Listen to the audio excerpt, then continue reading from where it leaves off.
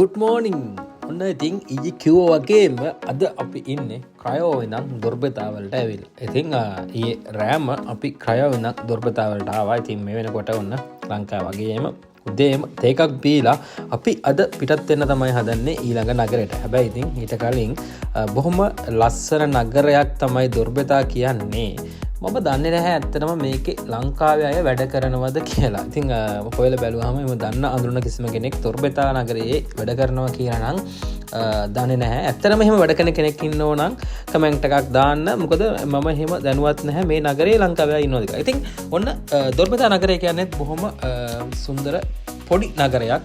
ඇත්තටම රැට සාමාන්‍යයෙන් හවස 6-7 වෙද්දි මේ දවස්වල මේ වින්ටර් එක ඉවර වෙගෙන යන මොහොතේ වුණත් ලොකු ක්‍රවුඩ් එකක් නැති බොහොම පොඩි නගරයක් දොර්බෙතා කියන්නේ. ඒ වගේම තමයි දොර්බෙතා නගරයේ තියෙන විශේෂත්වය තමයි මේක සර්බියා බෝඩරයට ගොඩක්ම ළඟින්ම තියෙන නගරයක් තමයි. ඉතින් ගොඩක් අය වුණ අපේ අයට පුළුවන් ගොඩක් ට්‍රැවල් කරන්න හිතන් ඉන්නවා නම් බුකරස්ට් ඉඳන් සර්බියා පැත්තට යන්න හිතන් ඉන්නවා නම් බුකරස්ට් ඉඳන් පළවෙනි දවසේම සර්බියා වලට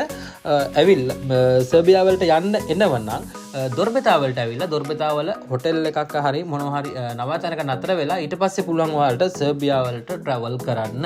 ඉතින් ඒකත් හොඳ පොයින්ට් එකක් මම මේ වෙලාවේ දැකපු.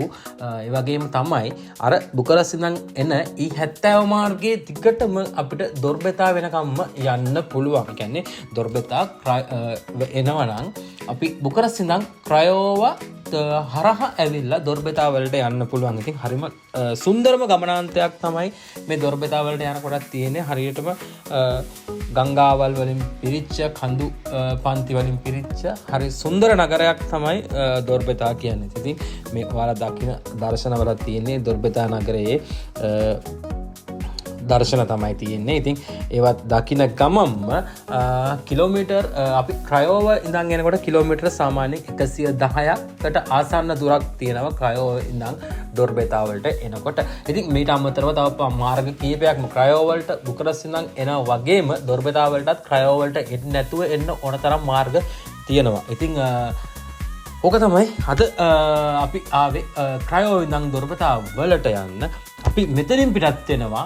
අද පිටත් වෙනවා සයිබීරියා බෝඩර් එක අයින දිගේම අපි යනවා දොර්බෙතා ඉඳන් සිබිව් වලට. ඉතින් ඔන්න ටිකක් දුරට සිබිව් වලට යනවා නම් අපි මේ දොර්බෙතා ඉඳන් සයිබීරියා බෝඩරේ ගඟ අයින දිගේම ගිහිල්ලා අපි ආයි රට ඇතුළ පැත්තට තමයි ක්‍රමයෙන් ගමන් කරන්නේ.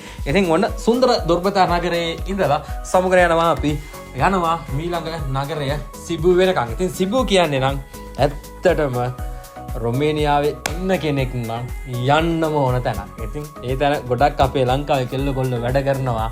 මම ඒකත් කලින් වීඩියෝ එකේ කිව්වා වගේ මේක කියනවා. මොකද සිබු සිටි එකට අපේ ලංකාවේ ගොඩාක් අය ආසයි. හැබැයි ඇත්තටම පළවෙනි වතාවට කෙනෙක් ගියොත් ඒකෙන් නතර වෙන්නම හිතෙන තරම් වයිබ් එකක් තියෙන සුන්දර සිටි එකක් තමයි සිබු කියන්නේ. එහෙනම් ඊළඟ වීඩියෝ එක දෙනවා ඔයාලට සිබු ගැන.